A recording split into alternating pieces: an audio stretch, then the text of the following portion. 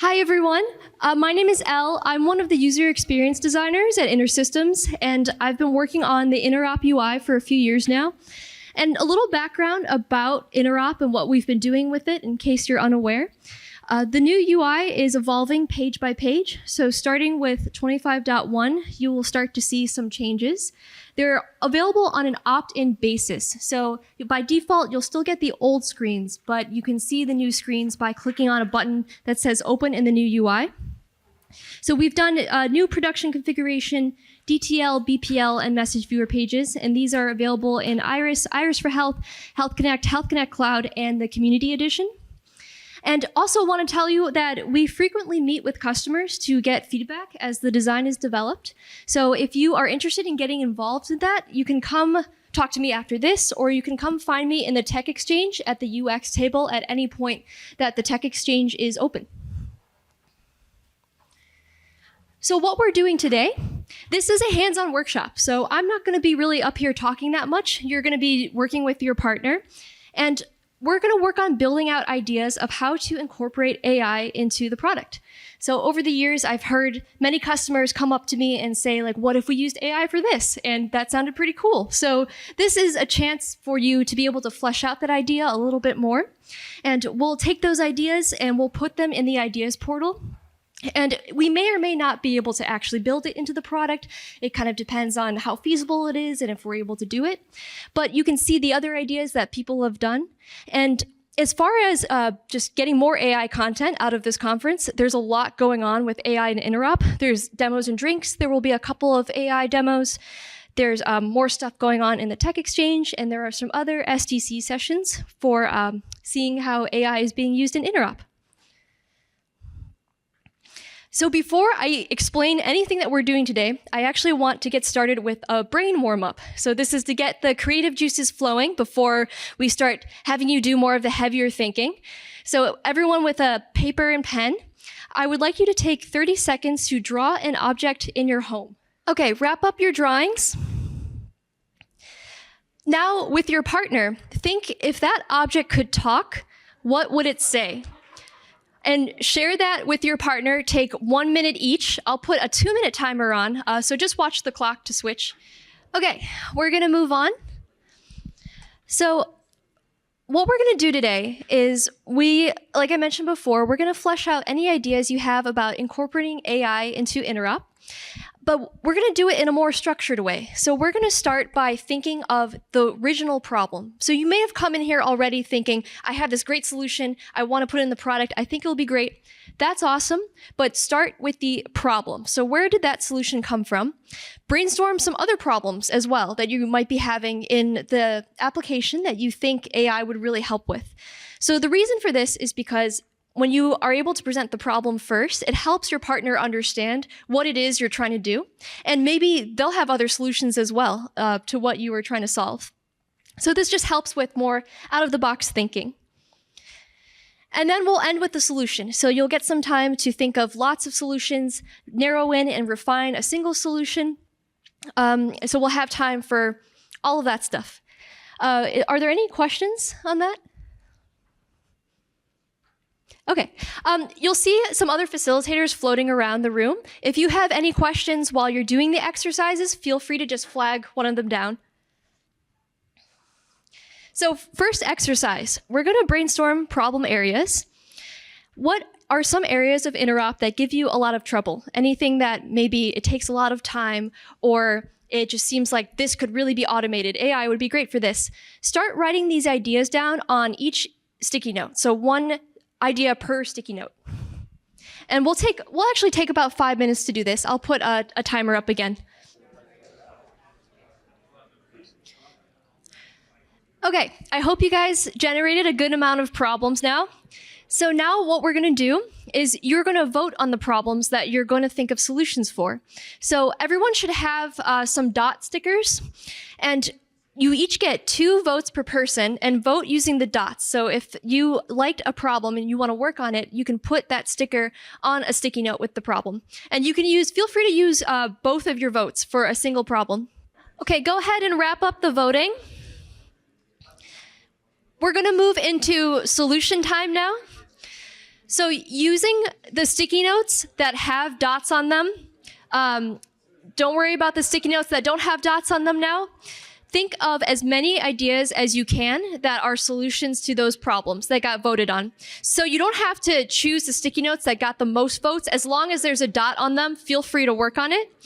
And don't worry about how feasible these ideas are. Just think of as many ideas as you can. Don't worry if it's something that we're capable of doing. Just go ahead and think of all these solutions. Okay, I hope your solutioning went well.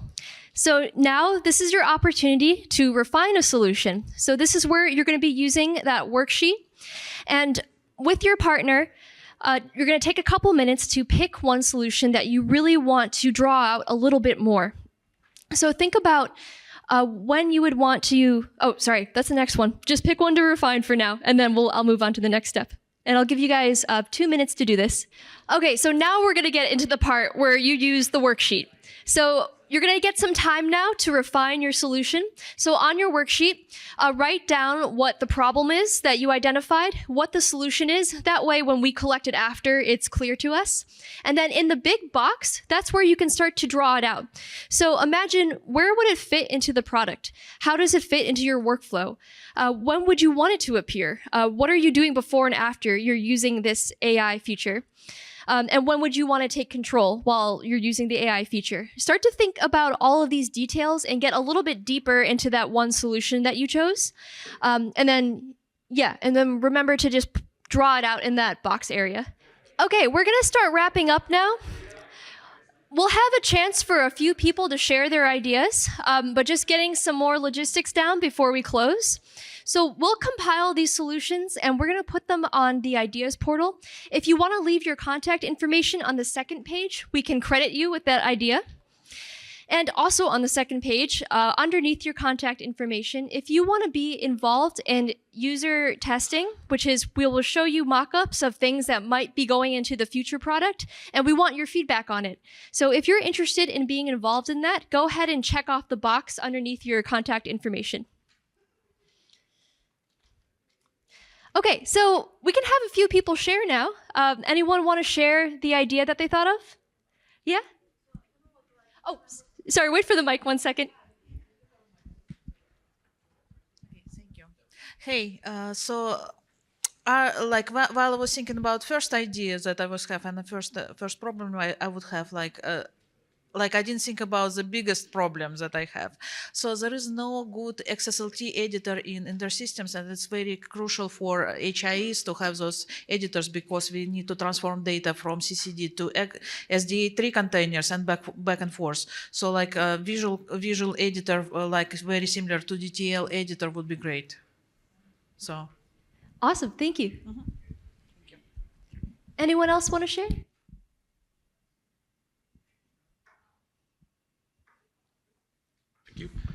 All right, so we talked about alerting in general, and so receiving an alert and not being sure what to do was the problem.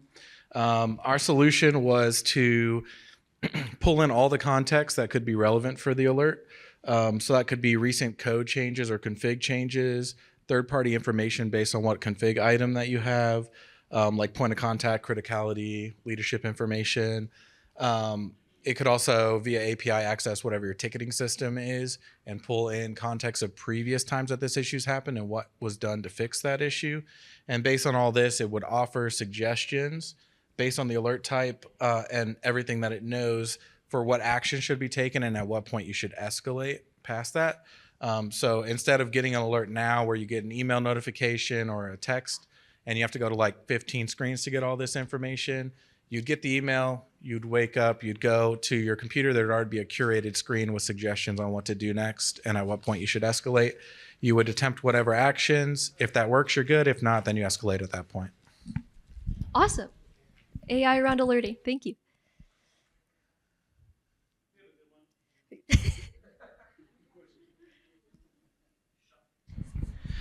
We talked about using Python, a library, to be able to analyze like blobs of text, and then to take what the Python kind of pulled out of that blob of text to then send that to an LLM to decide, okay, this specific piece of data needs to get routed this way or that way because of what's inside that, blob of text. And that could be used in pretty much any use case. Like, he's talking about like actual text data from people to be able to know, like, okay, this person, is getting paid on Friday. That's when we should call them for their collections, right? And then you could also do that, for nurse notes or anything, in a clinical scenario. So it's a kind of a generic use case, but to be able to use the embedded Python, then call out to an LLM, and then make a decision off of those two things that come back.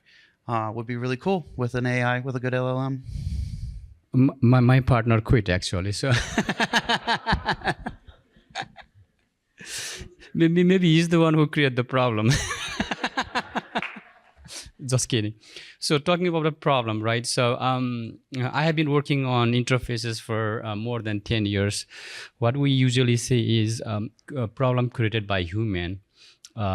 It's a human native problem. So the problem, hundreds of interfaces, there's always something misconfigured, something that should not be there, or something that should be fixed right away. For example, a business service is pointing to router, and the router has the rule which is disabled. So the message just keep going to the router, which is doing nothing. And also the way of writing the code.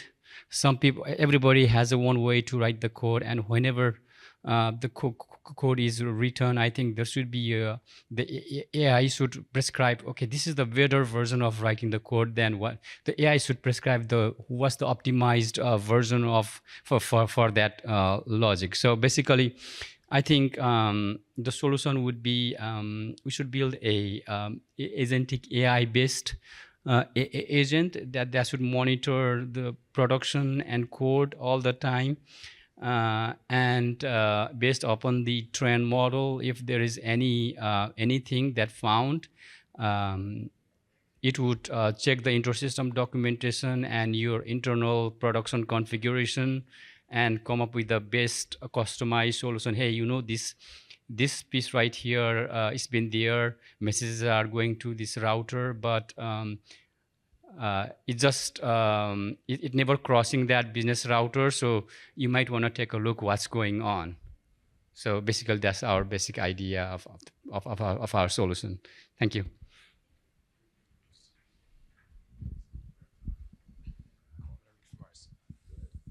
So how many times are you using the DTL testing utility and it's like you have to go find a message to drop in the testing utility? And it's like it's a copy paste, which is really cool because you can manually modify it, but you have to then go into your message search to go find another message. So we were thinking if the DTL testing utility, it already knows the DTL you're using, which means it already has a source schema. So it can use information from the source schema to find components that already have traffic of that message type. So say it's like 2.7 ORMs. It can then say, okay, here's all the 2.7 ORMs. Here's components that have 2.7 ORMs going through it, or it can do it based on the name of the DTL. This is where AI could come in. If like in my environments, a lot of times we have naming conventions, so the name of the DTL matches like the components that the data is traveling through. So the AI could be like, oh, this component is called abc.dtl. I see you have a component called abc.bp that has 2.3 ORMs coming through it. So it could give you through a couple different drop-down lists. It could give you or it could also find routing rules that have that DTL already being used in them and find traffic that has come through there. And then from there, it gives you a selection list of like, okay, I found these 10 messages from this router, and it could pull out a couple different pieces of data like patient name, or like OBR4 test code, or maybe the site, the location of the site, because a lot of times you're only wanting to testing for a specific site. So you could just through a couple clicks, then pull that data and paste it into that free text. So you can still modify it before you test it, but it just makes it a little easier to find test data to use for that DTL tester. Thank you. So it's like, I guess it kind of relates back to like production errors, and like for us, it was like a lot of times when you're looking at the trace, you see like an error popped up or something, and it can sometimes be difficult to figure out like where exactly that error is coming from. So we basically said if we could use AI, you click on the error and there's like an analyze button down there. And if it could have like it can do like root cause analysis for you, just say, hey, this is where the error might pop up, or it might look at your production and say, hey, too many services are pointing at this one configuration. This could be slowing things down. So it can kind of just break down what issues you might be having when you click on an error. And it can do other stuff like maybe it reads the error message and is like, hey, this could potentially be a solution. And yeah, it just gives you a nice little report to make troubleshooting a lot easier. So, right. Our problem is it takes too many actions to do a search when searching messages. And we're also unable to search message using our voice. So the solution is to add all the infrastructure needed. Of course, very technical, which we don't know, but start with a microphone icon somewhere there in the search. Exactly, and then clicking that button, the system starts recording the voice using the default microphone of the computer. If there is one, of course, the button will be enabled. If there is none, you had to have a microphone, of course. But the idea is that you can just say, find me all patients, all messages for this MRN, and you give the MRN number for the last 3 days. And then the system will give you an estimate of, how long will that take, give you a status bar or something, and then kind of reply back with the results in a, nicely organized way where you can see, this message is coming from this source, it's going to this target, and it could be from many different places, right? Because it could be an ADT, it could be an order, and of course you have the timestamp and some actions to drill down into the message. Really along the lines of what many other people have said, we're thinking about a tool so we have a lot of productions across a lot of namespaces, a lot of edges, and they are all constantly, and hundreds of sources, they're all constantly throwing events, warnings, errors, and they're all of varying criticality. It would be great for, number one, having a centralized location for all these things, and understanding if it's a validation error or this and that. It says, okay, this is exactly in which class, which nested class or extended class this event is being thrown. What does it mean? How do we fix it? And also prioritize it. Are we losing, stuff that if the complete message is failing versus, okay, maybe we're just losing a few segments or just a few things aren't loading properly or something like that. So yeah, just definitely event analysis and tell me what's going on.